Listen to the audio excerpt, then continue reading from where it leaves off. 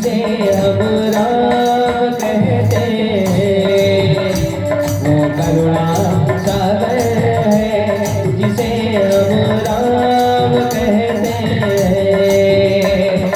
मर्यादा की मान जो सदा ही रखते हैं, मर्यादा की मान जो सदा